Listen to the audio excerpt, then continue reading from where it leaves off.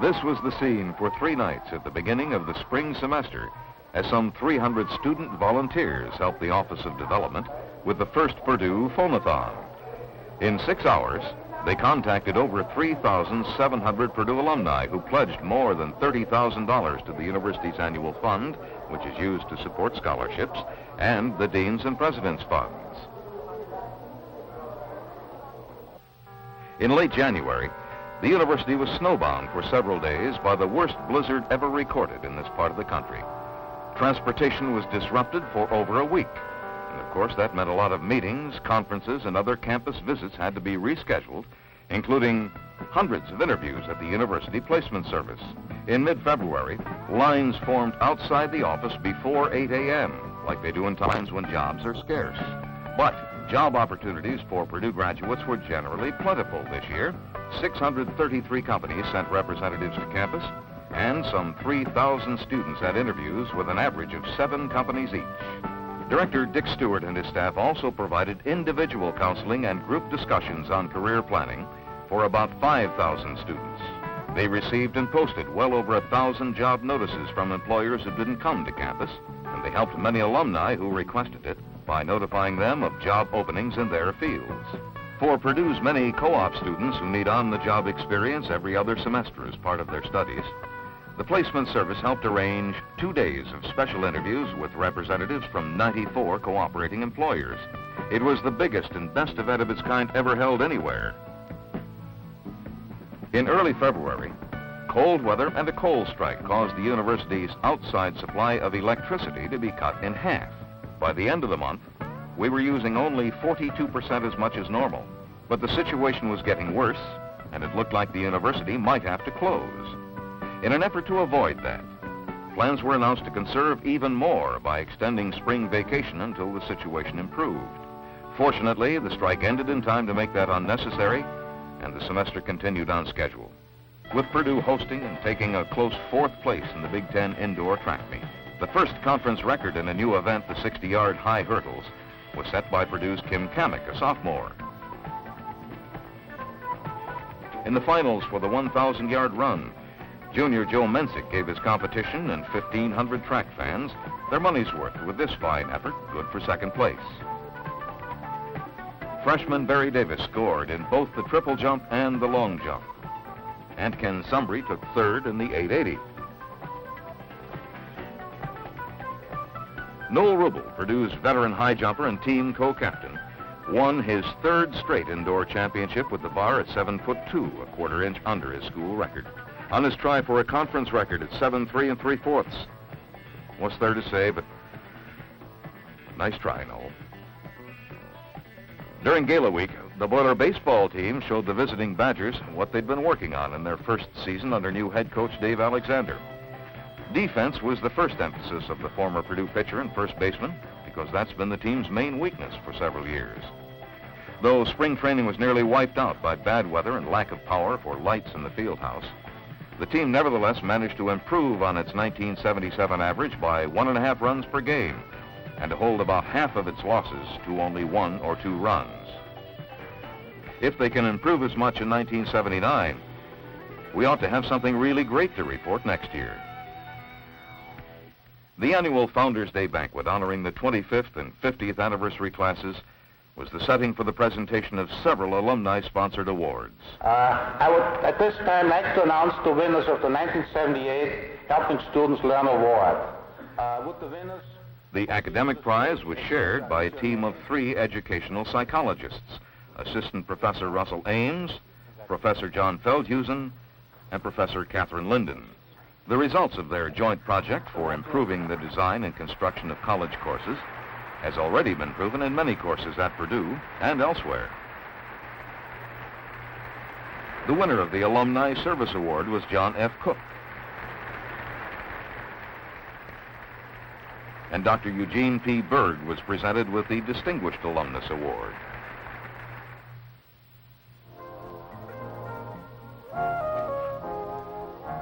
Arranging people for photographs is Gay Totten, new editor of the Purdue Alumnus magazine. She's the former editor of the Purdue Agricultural Reports, another publication read by many alumni.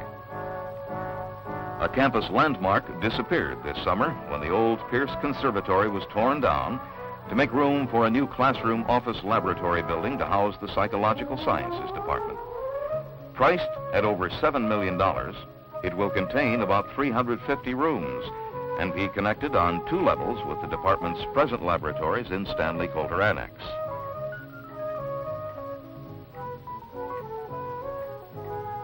On hand to welcome new students this fall was Mr. James Cranack, the university's new director of admissions.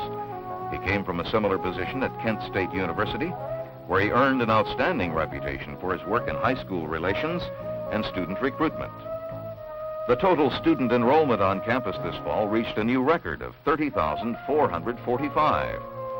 Actually, there were 177 fewer male students than the year before, but 319 more women. It was the second year in a row that women more than compensated for declining male enrollment, and women now make up 40% of the student body. The school having the greatest growth was technology, with almost 16% more students than a year ago. The School of Technology opened in 1964 to produce occupationally ready college graduates with saleable skills to meet defined technical manpower needs. George McNally is dean of the school, newest of the 9 university academic units, which provides courses for 2-year associate degrees or 4-year baccalaureate degrees. The employer needs of a changing technology in business and industry are constantly surveyed by the school's Office of Manpower Studies. Success of the program is indicated by the 100% placement of recent graduates in the fields that they studied. The Department of Building, Construction, and Contracting offers a program that prepares students to become professional constructors, managers of the construction process. The program emphasizes the management of the men, money, machines, and materials with which structures are built. Graduates are prepared to work for all types of contractors in both the field and the office.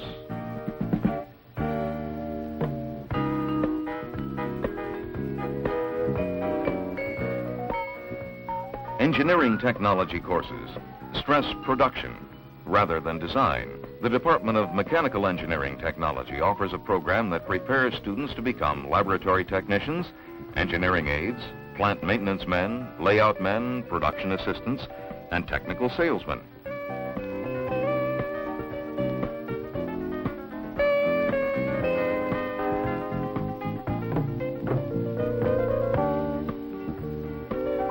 The Department of Electrical Engineering Technology prepares students to find employment in fields related to electronics.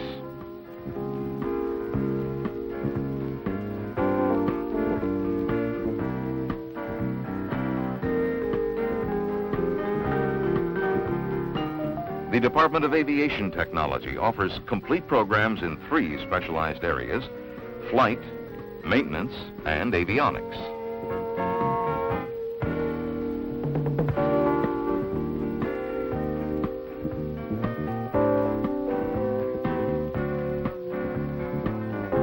The Department of Industrial Education offers programs in an industrial arts curriculum or a vocational industrial curriculum. Students in these programs may plan to become teachers or to enter industrial or business careers.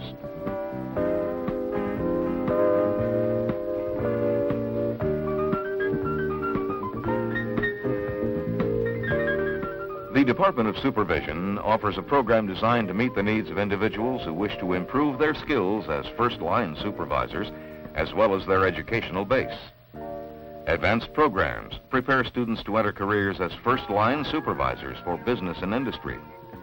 These careers are found in businesses, educational institutions, governmental agencies, hospitals, and industrial firms.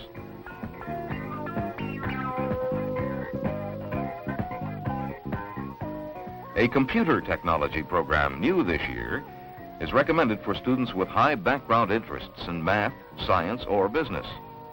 The courses relate to the expanding usage of computers in a variety of work situations.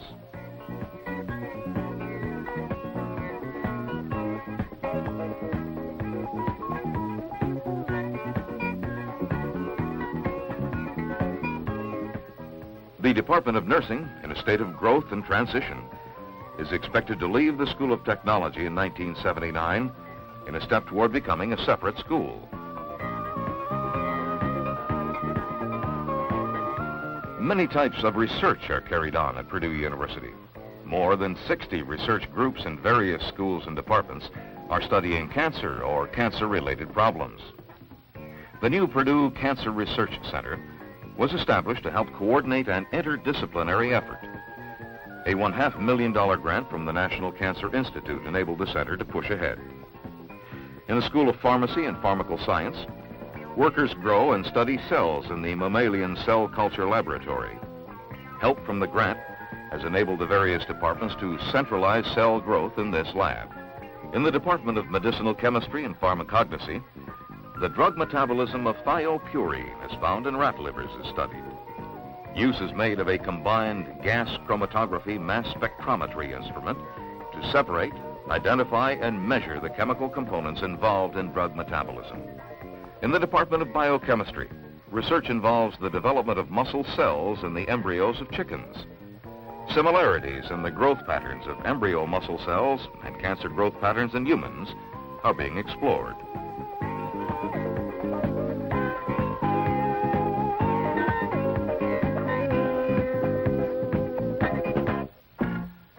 The football season jumped off to an exciting start with big wins over Michigan State and Ohio State. Led by the 1978 Big Ten Coach of the Year, Jim Young, the Boilers led the conference race for most of the season, finishing with a spectacular 8-2-1 record and the return to West Lafayette of the old Oaken Bucket. After just 2 years, quarterback sensation Mark Herman now trails only Bob Greasy and Mike Phipps in the all-time Purdue passing record book. All of this earned Purdue an invitation to Atlanta's Peach Bowl, where Georgia Tech was treated to a 41-21 trouncing. With only 5 starters graduating, things looked bright indeed for the 1979 season. It was a beautiful fall weekend for the 1978 homecoming activities, which featured the traditional housing unit displays and sheet posters. One of the many breakfasts and luncheons on Saturday was the luncheon for the President's Council, which meets on campus before each home football game. And during the halftime of the game with Northwestern, the marching band gave its usual fine performance, featuring senior Kathy Burkle from Toronto, Ohio, making her final homecoming appearance as Purdue's Golden Girl. Fast becoming a favorite feature of this show is the alumni band, made up of former band members from as far back as the early 1920s. Cassandra Agee from Gary, Indiana, was crowned homecoming queen. Miss Agee is a sophomore in the School of Management and represented Meredith Hall in the Queen contest. Purdue basketball took on a new look this year when Lee Rose was hired to replace Fred Schaus. Rose comes to Purdue from the University of North Carolina, Charlotte, where his 1977 and 1978 teams were Sun Belt Conference champions. His 1974 team made it to the final game of the NIT, only to lose to Schaus's Boilermakers. In 1977, he got as far as the semifinals of the NCAA tournament.